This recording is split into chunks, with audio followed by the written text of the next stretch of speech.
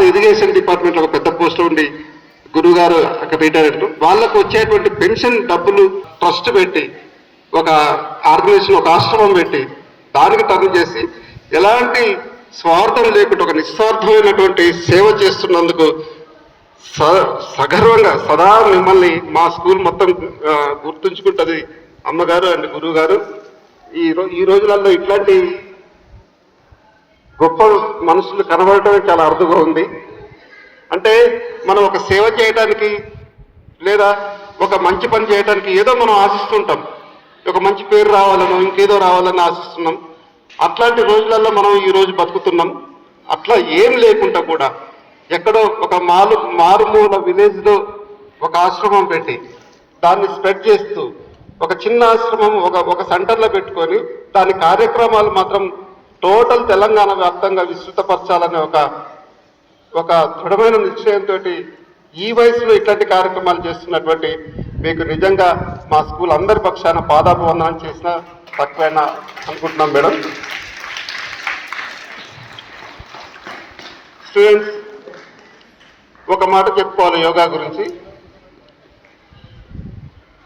దివ్య జీవన తత్వ యోగా క్రియలు మనకు యోగాలో దగ్గర ఒక 120 పైగా యోగాసనాలు ఇట్లాంటివన్నీ ఉన్నాయి.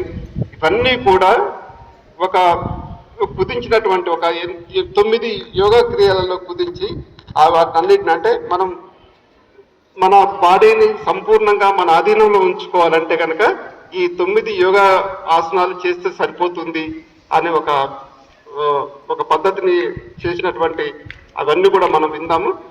స్టూడెంట్స్, యోగా గురించి నేను కొంచెం తక్కువ మాట్లాడదాం అనుకుంటున్నా. గురువు గారు అమ్మగారు మాటలు వాళ్ళకి ఈ అవకాశం వెళ్ళిన తర్వాత కొన్ని ఆసనాలు కూడా చేయించమని అడుగుతున్నా. ఎందుకంటే పిల్లలు అందరూ కూడా ప్రిపేర్డ్ అయ్యి వచ్చేట్టు. మనకు యోగా గురించి మాట్లాడుకుంటే ఒక జిమ్ చేసినటువంటి సందర్భం, వాకింగ్, ఇట్లాంటి అన్ని ఫిజికల్ ఎక్సర్సైజ్ చేసేటువంటి విషయాలలో యోగాకు వాటుకున్నటువంటి తేడా ఏంటిదో ఒకసారి గమనించాలి. యోగా అనేది మనం చేసేటువంటి ఒక ఫిజికల్ యాక్టివిటీతో పాటు మన శ్వాస మీద ఒక సంపూర్ణమైన నియంత్రణ, మనం తీసుకునేటువంటి ఉచ్ఛ్వాస నిశ్వాసాలు అంటే లోపలికి తీసే గాలి బయటకు వదిలే గాలి పైన ఒక కంట్రోలింగ్. ఈ కంట్రోలింగ్ తోటి ఏంటంటే బాడీ మనం చెప్పేటువంటి కొన్ని మాటలు మన బాడీ మన మాటలు వినే పరిస్థితి ఉంటుంది. దీని ద్వారా మన గురించి మనం తెలుసుకోవటం అనేది ఉంటుంది. సో ఇదంతా కూడా ఎక్కడికి లీడ్ అవుతుంది అంటే మనం ఏదైతే దేవుణ్ణి నమ్ముతాం, దేవుణ్ణి నమ్మిన తర్వాత ఇంకా సూపర్ పవర్స్, ఇదంతా కూడా అంటే knowing your self. Last ultimate మన గురించి మనం తెలుసుకోవటం. Knowing your self is ultimate aim of ఈ క్రియలన్నీ. సో ఈ నోయింగ్ యువర్ సెల్ఫ్, నీ గురించి, నీలో ఉన్న శక్తి గురించి, ఒక నిరాకారమైనటువంటి ఒక పవర్ గురించి, తర్వాత మనలో మనకు దాగున్నటువంటి పవర్ ఎంత పవర్ఫుల్ అనేది మనం తెలుసుకోగలిగితే దాన్ని మించినటువంటి సంపూర్ణ యోగం ఇంకోటి లేదు. సో అది తెలుసుకోగలిగినప్పుడే మనం మొత్తం కూడా పూర్తిగా మనం ఒక సంపూర్ణమైన విజయంలోకి వచ్చినట్లు లెక్క. సో స్టూడెంట్స్, మీ ఏజ్ గ్రూప్ ఒకసారి మనం ఆలోచించుకుంటే కనుక ఇప్పుడున్నటువంటి పేరెంట్స్ కానీ, ఇప్పుడున్నటువంటి రకరకాల వర్కింగ్ క్లాస్ ఎవరైనా కానీ వాళ్ళకున్నటువంటి మానసిక ఒత్తిడిలు కానీ, శారీరక శ్రమలు కానీ అవన్నీ డిఫరెంట్. కానీ మీరు ఒక తెల్లటి కాగితం లాంటి వాళ్ళు. మీ మనసుల మీద ఏం రాయాలన్నా కానీ, మీతోటి ఏం చేయించాలన్నా కానీ టోటల్గా అల్టిమేట్గా నోయింగ్ యువర్ సెల్ఫ్ అనేది మనం ఒకటి అనుకున్నాం కదా. Knowing the power, inbuilt power, innate power in our self. ఇక్కడ ఒక యోగా ప్రోగ్రాం కూడా మేము ఇంతకు ముందు నిర్వర్తించాం. కరోనా తర్వాత ఎక్కువగా మేము స్కూల్ పిల్లల దగ్గరికి రాలేకపోయాము. కానీ మా యొక్క జీవనం అంతా కూడా ఈ స్కూల్ పిల్లల యొక్క అభివృద్ధి కోసమే నియమింపబడింది. ఎందుకంటే గురువుగారు కానీ నేను కానీ మీ అందరినీ కూడా మా మనవాళ్ళు, ముని మనవాళ్ళు లేక మా గ్రాండ్ చిల్డ్రన్ అని పిలుచుకోవటం మాకు అలవాటు. మా యొక్క జీవనమే మీ యొక్క సాఫల్యం కోసమని వెచ్చించడానికి మేము పూనుకున్నాం. అంత ఇష్టం మాకు పిల్లలకి. నిజానికి మాకు ఇవాళ వేరే ప్రోగ్రామ్స్ ఉన్నాయి, కానీ పిల్లలకి ప్రోగ్రామ్ అనేటప్పటికి మేము అవన్నీ పక్కన పెట్టి అవన్నీ తర్వాత చూద్దామని చెప్పి ఇక్కడికి రావడం జరిగింది. మీ అందరి కోసం మా యోగా మాస్టర్ని కూడా పిలిపించడం జరిగింది. So my dear little angels, మీరందరూ కూడా ఆ దైవ స్వరూపులు అయినటువంటి వాళ్ళు. మీరు ఎలా మేము మలిస్తే అలా మలిచేటటువంటి దివ్య శక్తులు మీరందరూ కూడా. మీరంతా భావి భారత పౌరులు. ఎంతో ఉన్నత ఆశయాలతో గొప్పదైనటువంటి జీవన శైలి అవలంబించాల్సినటువంటి గొప్పదైనటువంటి శక్తి క్షేత్రాలు మీరంతా కూడా. అయితే ఆ మలచటంలో మేము వైఫల్యం కాకుండా మీకు మాకు తోచినటువంటి అన్ని విధాలైనటువంటి సహాయ సహకారాలు అందించడానికి ఇప్పుడు మేము ఇక్కడికి రావడం జరిగింది. ఎక్కువగా మేము ఈ కరోనా తర్వాత కొద్దిగా మా ఆరోగ్యం దెబ్బతిన్నా కానీ మిమ్మల్ని చూడాలి, ఈ పిల్లలందరినీ ఒకసారి చూడాలి. ఈ వీళ్ళందరూ కూడా ఈ భారతదేశానికి వెన్నెముకగా తయారవ్వాలి. వీళ్ళకి మా వంతుగా మేము తప్పకుండా మా వంతు మేము వాళ్ళకి ఉపదేశించవలసినవి చెప్పాల్సిందనే ఉద్దేశంతో మిగతా ఎన్ని కార్యక్రమాలున్నా ఇక్కడికి రావడం జరిగింది. మీరందరూ కూడా దివ్యాత్మ స్వరూపులు. చాలా గొప్ప ఏంటి మన ఆదర్శం కలిగి గొప్ప జీవన విధానాన్ని మీరు అంతా కూడా అవలంబిస్తారని ఆశిస్తూ ఇవాళ యోగా గురించి ఒక్క రెండు విషయాలు ఇందాక మీ ప్రిన్సిపాల్ గారు చాలా చక్కగా చెప్పారు. Know thyself or know yourself. మనలో ఉన్నటువంటి ఆ పరమాత్ముని లేకపోతే మనలో ఉన్నటువంటి ఆ దివ్య శక్తి ఏదైతే ఉందో దానిని తెలుసుకోవటమే యోగా అని అంటారు. అయితే మొట్టమొదటగా ఈ యోగా ప్రపంచంలో అన్ని దేశాల కంటే మన దేశంలోనే మన ఋషులు యోగులు మునులు దీని గురించి తెలుసుకున్నారు. యోగా అంటే అది ఏంటంటే science of the saints. Saints అంటే తెలుసు కదా మీకు. సెయింట్స్ SAINTS అంటే జ్ఞానులు, గొప్ప గొప్ప సాధువులు. ఆ సాధువులు ఆ యోగులు ఒక విధమైనటువంటి జీవన విధానాన్ని కనుక్కున్నారు. ఏ విధంగా మనిషి జీవిస్తే అంటే ఏ విధంగా వాళ్ళ శరీరాన్ని మనసుని ఏ విధంగా నియంత్రిస్తే తమలో ఉన్నటువంటి శక్తిని వాళ్ళు ట్యాప్ చేయగలరు అనే విధానాన్ని తెలుసుకున్నదే ఈ యోగిక్ సైన్స్. దానినే యోగా అంటే సైన్స్ ఆఫ్ ది సెయింట్స్. లేకపోతే ఈ యోగాని కాల్ ఆఫ్ ది సోల్ అని కూడా అంటారు. కాల్ ఆఫ్ ది సోల్ అంటే మనలో ఉన్నటువంటి ఆ పరమాత్మని కదిలించి ఆ పరమాత్మని తెలుసుకునేటటువంటి జ్ఞానం ఏదైతే ఉందో దానినే యోగం అంటారు. అయితే ఈ యోగము 3 దశలుగా చెప్పబడుతుంది. ఎలాగా? ప్రాథమిక దశలో ఏంటంటే ఈ శరీరాన్ని ఏ విధంగా ఆరోగ్యవంతంగా ఆ మనలో ఉన్నటువంటి ఆ పరమాత్మను తెలుసుకోవడానికి ఏ విధంగా మనం ఈ శరీరాన్ని ఉంచుకోవాలి, ఏ విధంగా ఈ శరీరాన్ని నడిపించుకోవాలి. ఇది మనకు కనపడే శరీరం గురించినటువంటి ఒక విధమైనటువంటి జీవన విధానం వాళ్ళు చెప్పారు. అది మెల్లమెల్లగా గురుగారు కానీ నేను కానీ నేను చెప్తాను. ఆ తర్వాత అసలు మనిషి కదలలేని పరిస్థితికి వచ్చేస్తాడు. అలా చాలా దేశాలలో, చాలా 90% దేశాలలో 365 రోజులు సూర్యోదయం కాదు. కేవలం మన భారతదేశంలో మాత్రమే 365 రోజులు సూర్యోదయం అవుతుంది. కాబట్టి వీళ్ళని భారతీయులని అన్నారని అంటారు. కానీ అది భౌతికమైనటువంటి అర్థం మాత్రమే. భారతీయులు అంటే అంటే ప్రకాశము, రతి అంటే ప్రకాశం అంటే ఇష్టపడే వాళ్ళని అర్థము. ప్రతి మనిషిలో కూడా ఒక అద్భుతమైన అన్ట్యాప్డ్ ప్రకాశం లోపల, తెలియని ప్రకాశం లోపల ఉంటుంది. ఆ ప్రకాశాన్ని తెలుసుకుని దానిలో ఆనందిస్తూ దివ్యమైన జీవనం గడిపేవాడు ఎవడైతే ఉంటాడో దాన్నే ఇంగ్లీష్లో ఎన్లైటన్మెంట్ అంటారు. Enlighten your self. ఇందాక మీ ప్రిన్సిపల్ గారు చాలా చక్కగా చెప్పారు. నో దై సెల్ఫ్. నీలో ఉన్నటువంటి ఆ వెలుగుని తెలుసుకోవటానికి కావలసిన యోగం ఎవడైతే చేస్తున్నాడో వాళ్ళందరినీ భారతీయులు అన్నారు. ఆ వెలుగు తెలియకుండా బతికే వాళ్ళు ఎవరైతే ఉంటారో ముఖ్యంగా పాశ్చాత్యులు.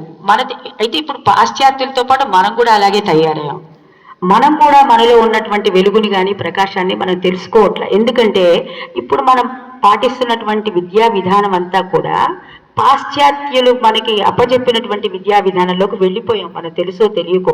ఇప్పుడు దాన్ని మనం ఎక్కువగా క్రిటిసైజ్ చేసి బాధపడాలి అవసరం లే. మన దాని గురించి కొద్దిగా తెలుసుకొని కొంత సమయం దానికి కేటాయిస్తే నెమ్మదిగా మనం దీన్ని కూడా తెలుసుకోవచ్చు. అయితే ఈ మనలో ఉన్న వెలుగుని తెలుసుకోవటం అనేది దానికి ఇప్పుడున్న జీవన విధానానికి తేడాగా ఉంటుంది. తేడా అంటే ఏంటి?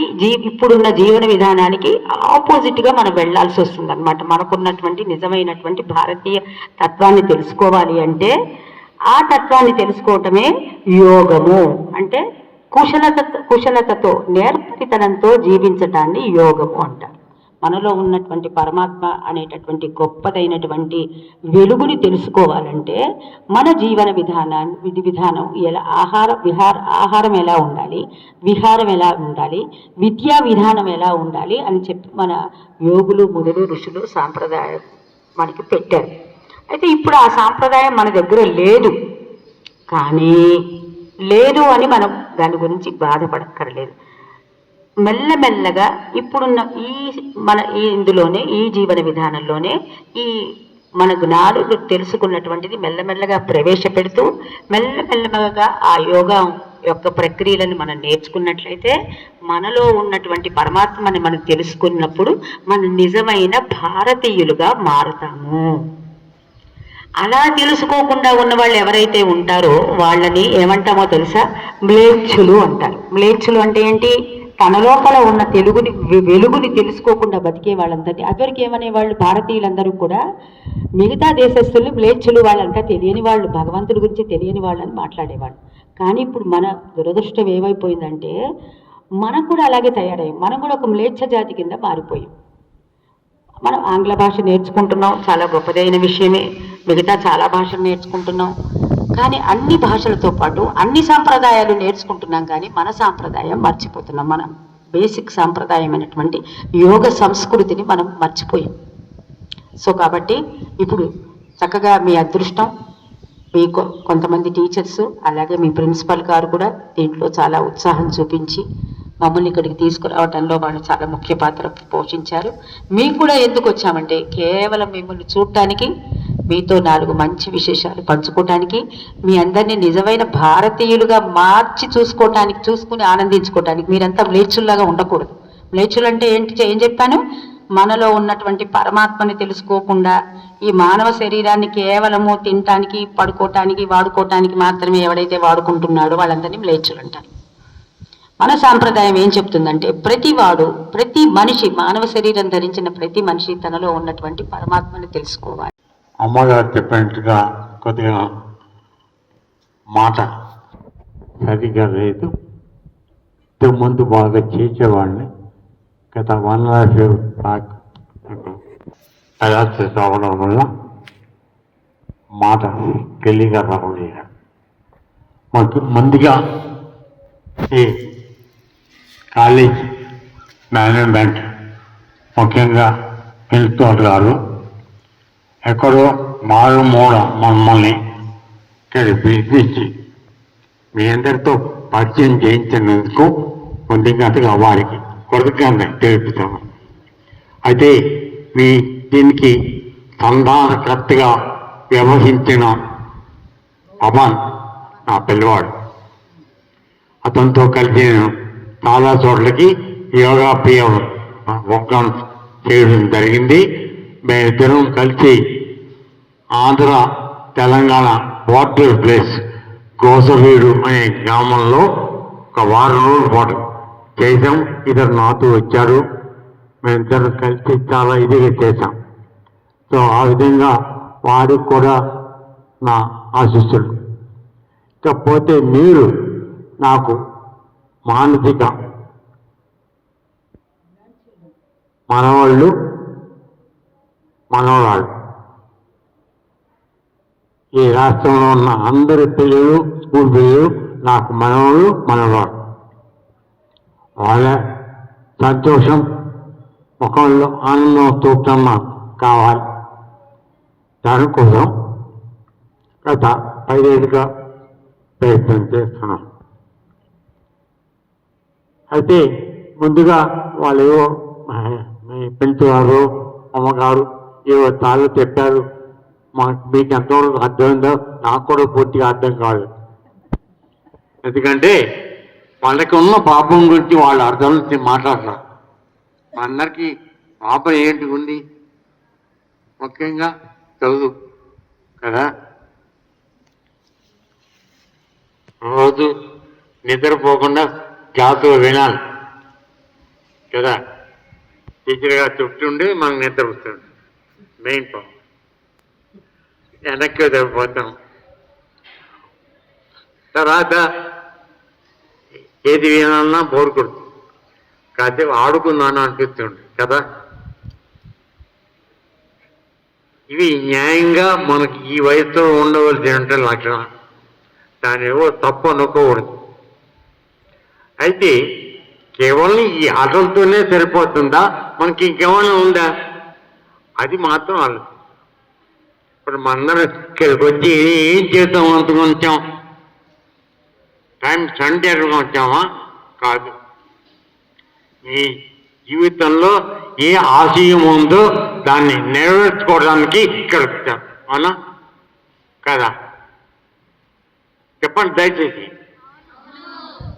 కాబట్టి ఆ ఆశయాల్ని నెరవేర్చుకోవడానికి మనం ఏం చేస్తే బాగుంటుందో అది చేద్దాం.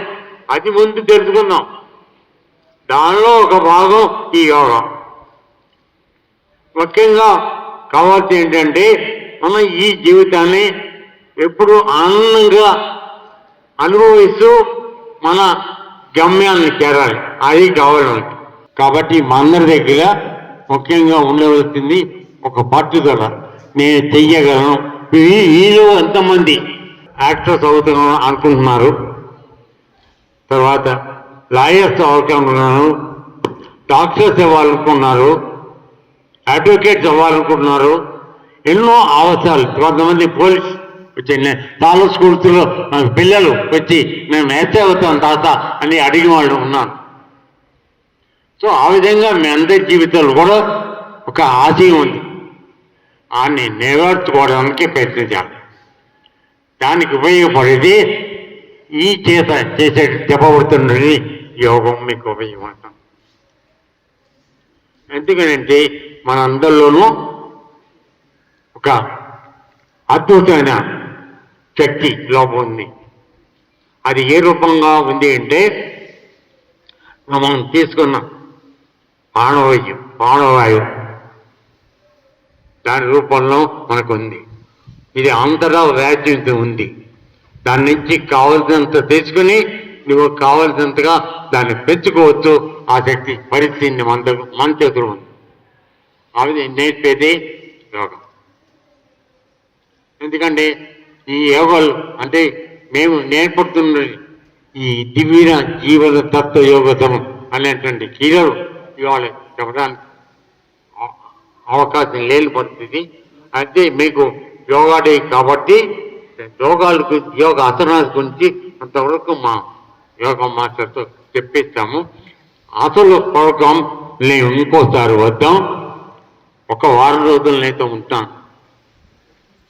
మీకు అసలు రహస్యం ఎక్కడుంది, శక్తిని ఏ విధంగా మనం ఉపయోగించుకోవాలి, మనం శక్తివంతంగా ఎప్పుడు ఎలా మారాలి, అప్పుడు ఈ ప్రపంచం మాకు చెయ్యలేని పని ఉండదు, అన్నీ చేద్దాం. ఆ విధంగా మిమ్మల్ని మార్చి ఆఖరి రోజున మీ అందరి చేత ఆ శక్తి ఎలా వచ్చిందో మీ చేత చెప్పిస్తాను. This my open challenge. మీ అందరికీ చేస్తాం. మీలో ఉన్న శక్తి బయటకు వచ్చి మీరు ఎలా పనిచేస్తారో, ఎంత శక్తిగా ఉంటారో అవి 5 రోజులు వచ్చిన 6 రోజు మీ అందరికీ మైక్ ఇస్తాం.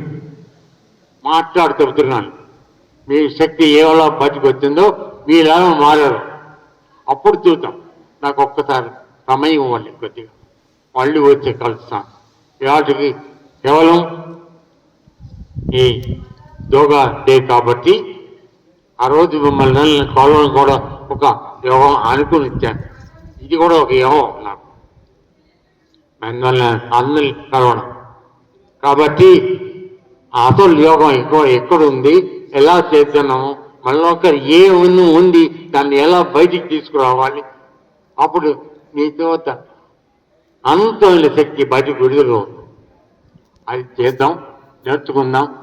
బహుశా ఎంత త్వరలో వెళ్ళైతే అంత త్వరలో ప్రిన్సిపాల్ అనుమతిస్తే ఇంకోసారి మనం మా చేసే అవకాశం ఇవ్వండి.